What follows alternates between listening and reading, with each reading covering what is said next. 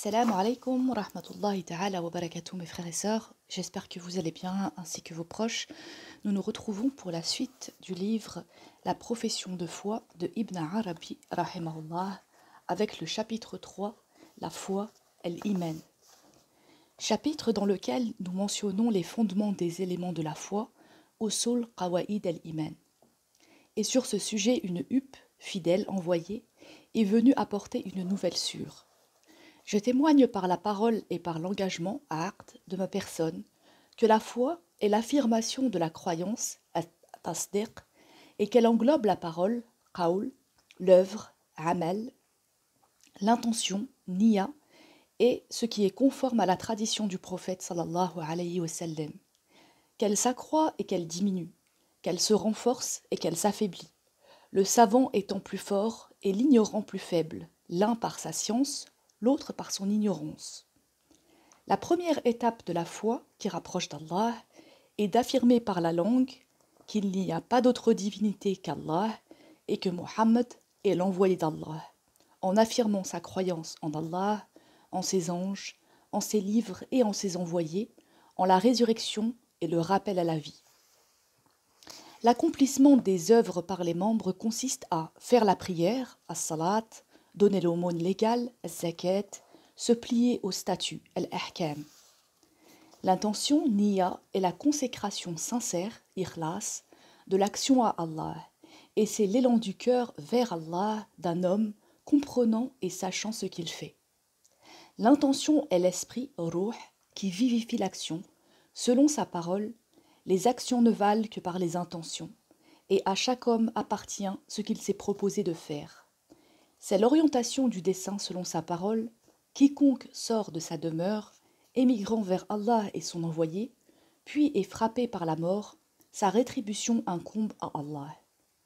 Le sens du mot dessein, qast, est la détermination énergique, izma' al-himma, dans la seule obéissance à Allah et en le purifiant de tout mélange. C'est ce que confirme la tradition rapportée par Ibn Abbas, radiallahu anhu. Un homme demanda: Ô envoyé d'Allah, quelle est l'œuvre la plus méritoire? Il lui répondit: c'est l'intention sincère, al-niya al-sadiqa, et la réalisation du dessein par la résolution, azm. Et cela se produit quand le cœur est éclairé par l'éclat de la lumière de la certitude.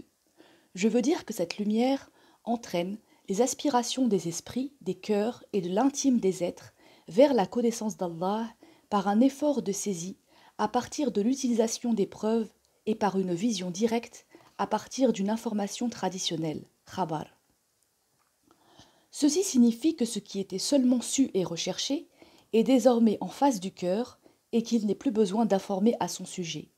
L'être qui parcourt la voie spirituelle et qui s'envole avec les ailes de son intention, de son dessein et de sa résolution, franchit alors les degrés de la science, de la certitude, ilm al-yaqin, de la vision de la certitude, ayn al-yaqin, et de la réalité de la certitude, haqq al-yaqin, plus rapidement que le clignement de l'œil et que la succession des rayons lumineux sur lui.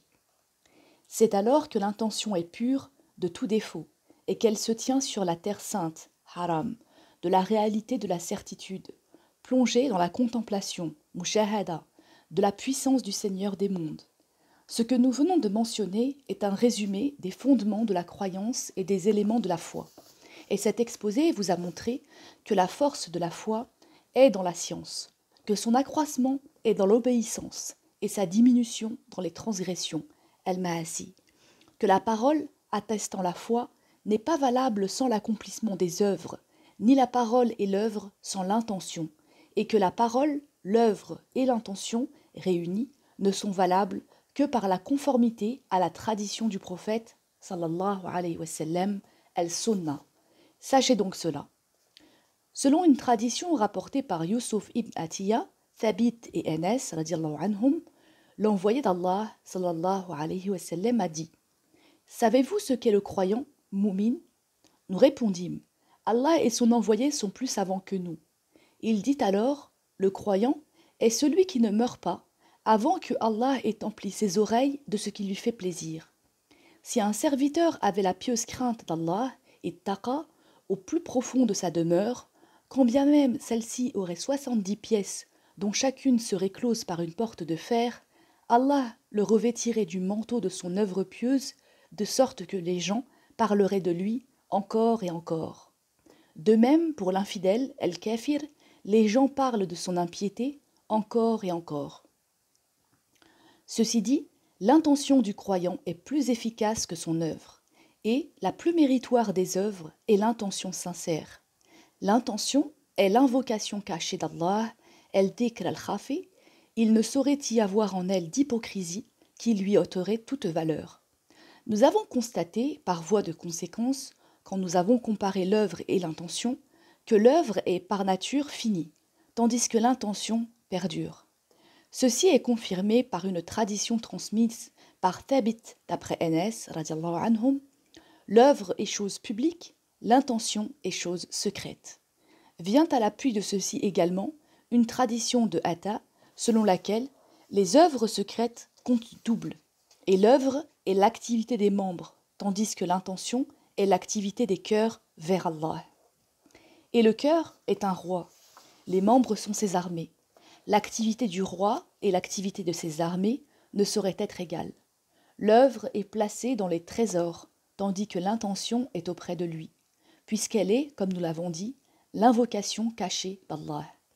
L'œuvre est la réalisation, tahqiq, de la foi, et sa manifestation à l'extérieur, et elle est subordonnée à sa propre limite, alors que l'intention est l'esprit de l'œuvre, et n'a pas de limite évaluable. L'œuvre est sous le contrôle des anges vigilants, hafaza, tandis que l'intention échappe à la connaissance des vigilants, car elle est inscrite dans le registre d'Allah. Ne voyez-vous pas ce qu'il dit ? Vous êtes des gardiens vigilants à l'égard de mon serviteur, et moi, j'observe ce qu'il y a dans son âme. L'œuvre a sa récompense au paradis, el-Jannah, et l'intention a sa récompense dans les demeures de la proximité, manazil al-Qurba. L'œuvre se divise en multiples espèces, différentes les unes des autres, de telle sorte que le serviteur ne peut accomplir une œuvre unissant de façon harmonieuse à elle seule toutes les autres œuvres, alors que l'intention englobe de la même façon toutes les choses. C'est ainsi que, s'il a l'intention d'obtenir la satisfaction d'Allah, cette satisfaction concernant tous les actes d'obéissance, c'est comme si, à cet instant, il les apportait tous d'un seul coup. Sachez donc cela. Quant au sens du mot iman, foi, il s'agit de l'expression de la stabilité du cœur, istiqrar al-qalb, et de la quiétude de l'âme, tumaninet al-nafs. En effet, quand le serviteur cherche son Seigneur, hésitant dans sa recherche tour à tour entre l'idole, le soleil, la lune et les corps lumineux, plongé dans la perplexité par tout cela, il est instable et inapaisé. Et quand Allah sait que son intention est sincère, il répand sur son cœur la lumière de la direction, Nur al-Hidayah. Alors le cœur se stabilise et l'âme est en repos. On dit dans ce cas, amana, il a eu la foi. Verbe qui est de la forme af'ala, d'où yuminu, il a la foi, et iman, foi. Le mot iman désigne donc le nom d'action et l'infinitif du verbe amana, c'est-à-dire foi, et avoir la foi. D'autre part, quand la crainte qui logeait dans le cœur et l'âme hésitant et troublée a alors disparu, on dit amina, il a été en sécurité.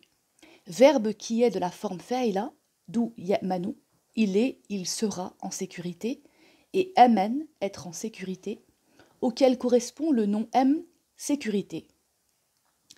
Il y a donc un rapport sémantique de dérivation entre les deux noms, iman, foi, et sécurité, puisqu'on entend par ce terme, iman, comme nous l'avons dit, la stabilité du cœur et la quiétude de l'âme. À ce sujet, on récite les vers suivants. Camille. Celui qui marchait dans les ténèbres des nuits observa les étoiles et alluma la lampe, jusqu'au moment où, la pleine lune dirigeant sa lumière, il délaissa les étoiles et attendit d'être au matin. Jusqu'au moment où, l'obscurité s'étant entièrement dissipée et ayant vu l'aurore briller à l'horizon, il délaissa les lampes, toutes les étoiles et la pleine lune, et guetta la lumière éclatante. Ces explications vous ont montré que la nature véritable, haqiqa, de la foi, est d'être comme le soleil. Elle illumine les regards intérieurs, basaïr, des cœurs, s'il n'y a aucun voile. Dans ce cas, elle n'augmente pas et ne diminue pas. Le terme technique des soufis pour exprimer cela est lever de l'aurore du dévoilement, Isfar Subh al-Kashf. Et c'est aussi la station de la vision de la certitude, Maqam Ayn al-Yaqin. Quand s'interposent les nuages des négligences, Rafalat, et de la passion, Hawa, l'éclat diminue, la torpeur s'insinue dans le cœur et la langueur dans les membres qui ne pratiquent plus les œuvres prescrites. Quand les nuages des négligences et la passion disparaissent, la foi augmente d'éclat, le cœur se stabilise alors, l'âme est apaisée, et les membres se plaisent à accomplir le service d'Allah. C'est donc quant à son éclat que la foi augmente ou diminue. Sachez donc cela. La lumière est un don que Allah accorde aux hommes élus de sa grâce, à ses bien-aimés, à ses saints et à ses serviteurs bienheureux. Le séjour, Ma'din, de cette lumière est le cœur, qui est la demeure de la connaissance, Ma'rifa, et de l'intention, Niya. Allah a affermi les croyants par la lumière de l'attestation de son unicité et par l'amour qu'elle implique. Selon sa parole, Allah vous a fait aimer la foi et il l'apparaît en vos cœurs. Puis, ceux-là sont sur la voie droite. Comme faveur d'Allah est bienfait, et Allah est savant et sage.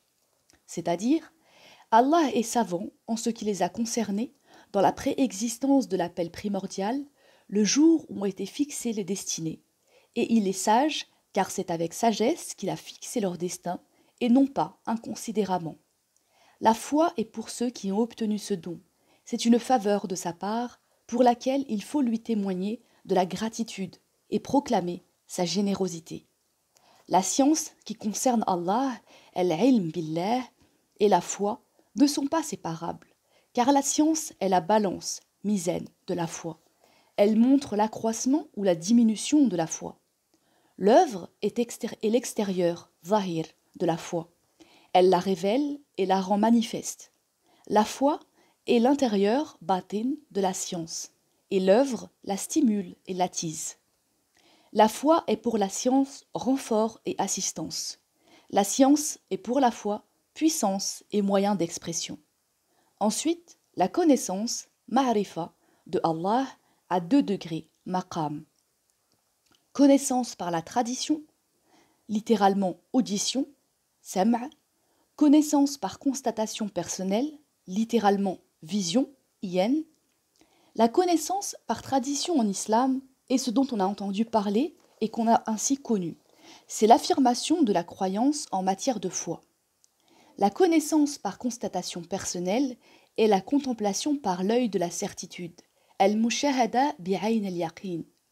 Chaque fidèle assisté d'Allah a une certaine science de l'unicité divine et une certaine notion de la connaissance spirituelle, et sa science et sa connaissance sont à la mesure de sa certitude, elle-même à la mesure de la pureté et de la force de sa foi, et sa foi est fonction de son observance de ses devoirs envers Allah et de sa pratique mu'ammala des devoirs communautaires. Le plus élevé des degrés de la foi est l'intention sincère, et il est certitude de visu. Yaqin mu'ayyana. Celui qui en a la science est bien informé. Le serviteur qui s'est fixé solidement dans la connaissance de l'être divin, el-haq, et qui a réalisé tahaqqaqa cela dans son cœur, n'a plus besoin d'utiliser les preuves rationnelles ni les traditions confirmées grâce au dévoilement, kashf, et à l'évidence immédiate, wuduh, qu'il a obtenue. C'est là le degré de la perfection de la foi. Maqam al-ihsan min al-iman, là où l'intention est au niveau de la réalité de la certitude. Haqq al-yaqin. À ce sujet, voici ce que l'on récite, mutaqarib. Nous avons connu l'amour, mahabba, par la science de la certitude, et nous avons obtenu de monter plus haut par la vision de la certitude. Et lorsque nous avons cueilli les fruits de la pureté, nous avons atteint l'union, wissal, par la réalité de la certitude. Et ceci est réservé aux justes, à siddiqoun, et aux martyrs, à shuhada. C'est un degré de proximité d'Allah qu'ils ont acquis, un entretien intime dans la compagnie d'Allah, le séjour de leurs âmes, le doux objet de leur louange. Allah a décrit la science des croyants et a mentionné la science de la foi. Dans sa parole, Allah élèvera de différents degrés ceux qui auront cru et auront reçu la science. Il a donc établi pour les croyants une certaine science, et il a indiqué que la science et la foi ne sont pas séparables. Selon sa parole, ceux qui ont reçu la science et la foi diront. Allah a associé foi et cœur, et il s'agit de la science, de même qu'il a associé Coran et foi. Il a dit, il a écrit dans leur cœur la foi, et il les a affermis par un esprit émanant de lui, et il s'agit du Coran. Il a dit aussi, tu ne savais pas ce que sont le livre et la foi, mais nous en avons fait une lumière par laquelle nous dirigeons ceux que nous voulons parmi nos serviteurs. Les hommes de la foi, Ahl al-Iman, sont donc les hommes du Coran, Ahl al-Qur'an, et les hommes du Coran sont les hommes d'Allah, Ahl Allah, et ses élus, Khassa. Quand la foi est dépouillée de tout ce qui, mêlé à elle, ternit son éclat, elle est comme le soleil qui vient de sortir de son éclipse. C'est dans ce cas qu'il y a l'accroissement dont Allah a parlé dans sa révélation. Il ajoute aux croyants lumière sur lumière, et par cette lumière surajoutée, son cœur augmente en foi, en stabilité et en fermeté.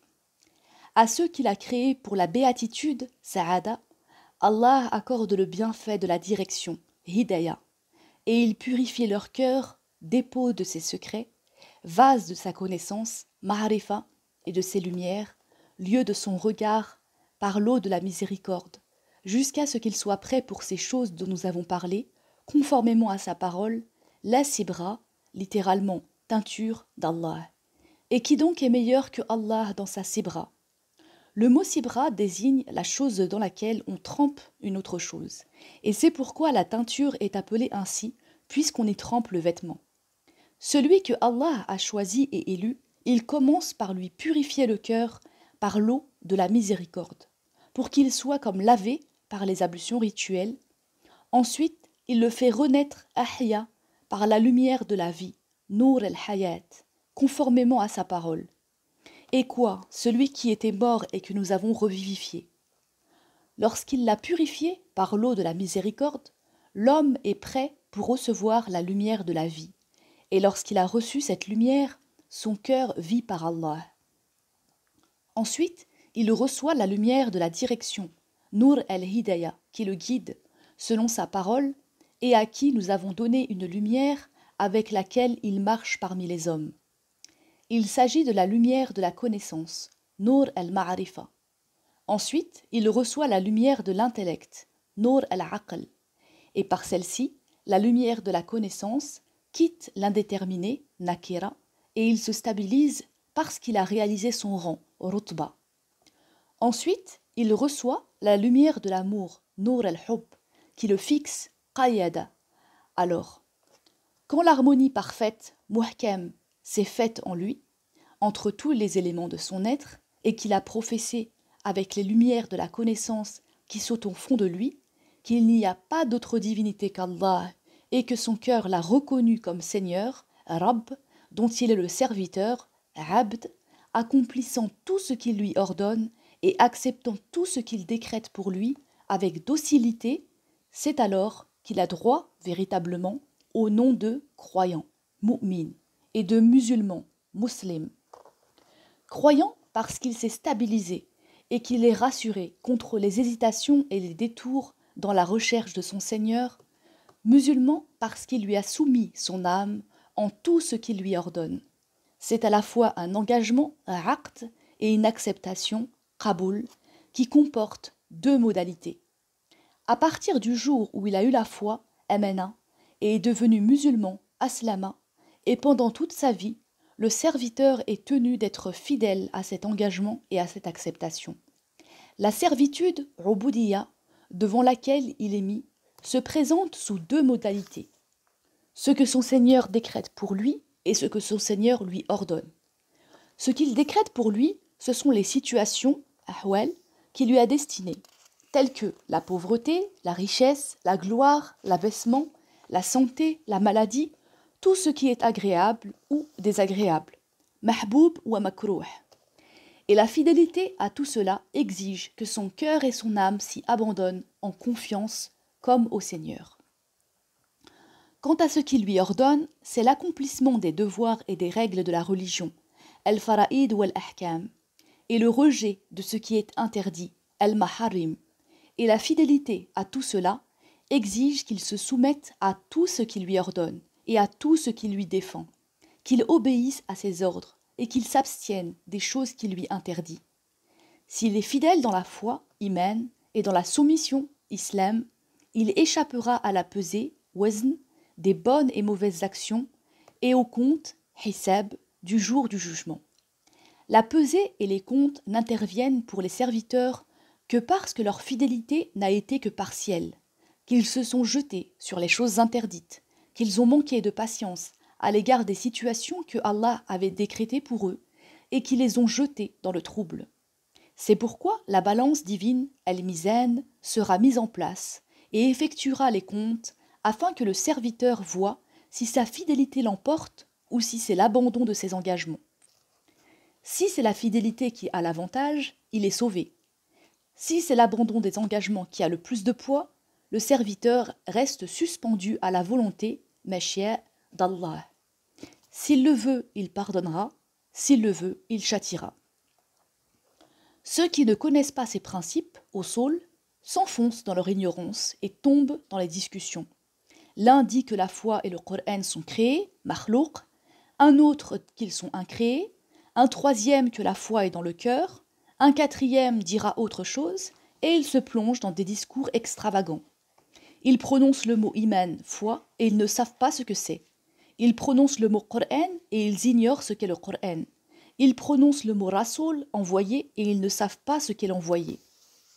La lumière est en effet un don, hadiya, de Allah, qu'il fait aux hommes élus de sa grâce, el minatih, à ses bien-aimés, à ses saints, et à ses serviteurs bienheureux. La foi est pour celui qui a obtenu ce don, et c'est une faveur de sa part. Son cœur se stabilise, son âme s'abandonne avec confiance, et il accepte la servitude envers son Seigneur et lui est fidèle. C'est cela, la foi qui vient d'Allah, et pour laquelle il faut lui témoigner de la gratitude et proclamer sa générosité. Quant aux branches de la foi, Shu'ab al-Iman, selon la tradition, la foi se ramifie en 70 et quelques branches, dont la plus haute est la profession de foi. Il n'y a pas d'autre divinité qu'Allah. Et la plus basse est d'écarter le mal. Elles se ramènent toutes aux vertus de la foi et concernent dans leur ensemble les situations, ahwal, et ce qui est ordonné ou interdit par Allah, dont nous avons parlé précédemment. Sachez donc cela. Et il n'y a de force et de puissance que par Allah. Vers Basit. Voici les sciences que le bien instruit de toutes choses a apportées. Ce sont les sciences qui guident sur la bonne voie, la voie des connaissances que la foi assiste et que la lumière aide par les secours qu'elle apporte. Cependant que les hommes négligent ce qu'elles leur apprennent et qu'ils s'écartent des chemins de la réalisation spirituelle. C'est une sagesse qui, ayant pris forme, se manifeste en tout homme qui use d'argumentation ou qui croit fermement. Glorifie ton Dieu et ne glorifie que lui. Il n'accorde la félicité que par sa louange. Continue donc. Sans la bonté du miséricordieux pour nous atteindre, on ne verrait nul bienheureux à la fin des temps. La religion de ceux qui ne peuvent rien, sans la grâce d'Allah, Din al-Ajaïz, est notre refuge et notre doctrine. Elle se montre en tout homme doué du discernement. C'est elle que je professe, car Allah l'a préférée aux ratiocinations, dans l'intuition et en s'appuyant sur la tradition. Complément. La base de ce qu'il nous faut croire en ce bas monde est la foi en Allah, en ses anges, en ses livres, en ses envoyés, en son décret universel, Qada, et son décret particulier, Qadar, pour le bien et pour le mal. Ce dernier point, pour que vous sachiez que ce qui vous atteint ne devait être de nature à vous manquer et que ce qui vous manque ne devait être de nature à vous atteindre. La sunna, littéralement la tradition du prophète, sallallahu alayhi wa sallam, c'est affirmer sa croyance, tasdiq, en tout cela, et en les traditions hadith qui s'y rapportent, comme en celles qui concernent la cession d'Allah sur le trône, al-istiwa, sans chercher une interprétation ta'wil. C'est la cession de l'essence divine, ni dans le sens de la station assise et du contact, comme l'ont soutenu les Jamhiyya et les Karamiyya, ni dans le sens de l'élévation selon les Malikites et les derniers Asharites, tels qu'Abu al-Ma'ali et ses disciples, ni dans le sens de la domination et de la supériorité selon les Mu'tazilites.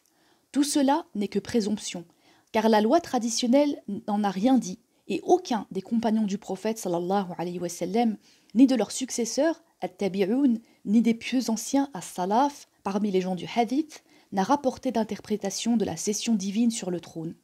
Au contraire, ce qu'ils ont transmis engage à l'entendre au sens absolu, sans aucune interprétation. On rapporte, d'après Salama, radiallahu anha, l'épouse du prophète sallallahu alayhi wa sallam, au sujet de sa parole, le miséricordieux se tint sur le trône. Qu'à la question comment, kaifa, il répondit, le comment n'est pas compréhensible, ma'aqoul, mais le fait de la cession n'est pas ignoré, et le reconnaître fait partie de la foi. Le nier est infidélité. Sufyan ibn Uyayna dit ceci. Chaque fois que Allah se décrit lui-même dans son livre, le commentaire tafsir en est sa lecture qira'a et il n'y a pas d'autre commentaire. Et selon notre Seigneur le Cheikh Abd al-Qadir, Allah s'est fait connaître à ses créatures par des attributs pour qu'ils proclament son unicité et affirment son existence et non pour qu'ils le comparent à l'homme. La foi affirme les attributs par la science de la certitude pour témoigner sa croyance, tandis que la connaissance de leur nature véritable, haqiqa, est un mystère, ghaib, qu'il est impossible à la raison, aql, d'atteindre.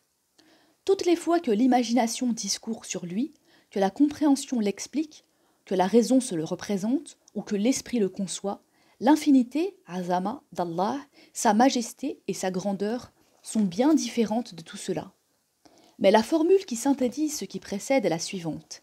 Affirmer sans faire de comparaison anthropomorphiste, ithbat min ghayri tashbih, et simultanément nier sans dépouiller Allah de ses attributs, nafi min ghayri ta'til, et ceci est conforme à sa parole. Rien n'est à sa ressemblance, alors qu'il est l'audient, le voyant. Dans le cas des versets anthropomorphistes, littéralement ambigus, mutashabih, concernant les attributs, l'expression qui résume tout consiste à dire « j'ai foi en ce qu'Allah a dit » selon ce qu'il a voulu dire, et j'ai foi en ce que l'envoyé d'Allah a dit, sallallahu alayhi wa sallam, selon ce qu'il a voulu dire.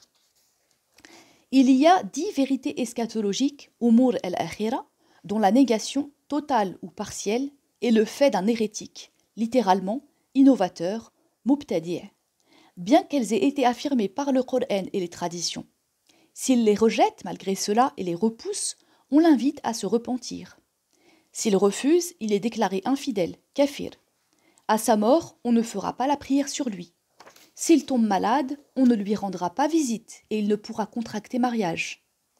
La première de ces vérités est celle du châtiment de la tombe, adab al-qabr. En effet, cette communauté sera mise à l'épreuve dans les tombes. Ensuite, le rassemblement, al-hashr, ou la réunion, al-jam'a, des hommes, le jour de la résurrection, yawm al-qiyamah, la balance, al-mizan, la reddition des comptes, al-hisab, la vasque, al-hawd, et l'intercession, al-shafa'a, du prophète sallallahu alayhi wa sallam, le pont, al-sirat, et ses affres, l'entrée dans le feu infernal, al-nar, dont pourra sortir quiconque aura dit qu'il n'y a pas d'autre divinité qu'Allah, l'entrée dans le jardin paradisiaque, al-jannah, le regard vers Allah, al-nazar ilallah, et l'audition de sa parole sans intermédiaire. Sama' kalami min ghayr turjuman. La foi en tout ceci consiste à affirmer sa croyance, à éviter ceux qui en rejettent quoi que ce soit et à s'abstenir de discuter avec eux. Les croyants dont la foi est parfaite sont ceux qui réalisent le mieux la vérité du Coran et de la Sunna et qui s'y identifient le mieux. La seule œuvre dont l'abandon et l'infidélité, kufr, est la prière, salat. Quiconque l'abandonne, dans un esprit de négation, est légalement passible de la peine de mort. En ces chapitres, Nous avons accompli une partie de notre tâche, la louange en revient à Allah seul. Dans le prochain chapitre, Inch'Allah, nous verrons l'imama d'Abu Bakr, radiyallahu anhu. Wassalamu alaykum wa rahmatullahi ta'ala wa barakatuh.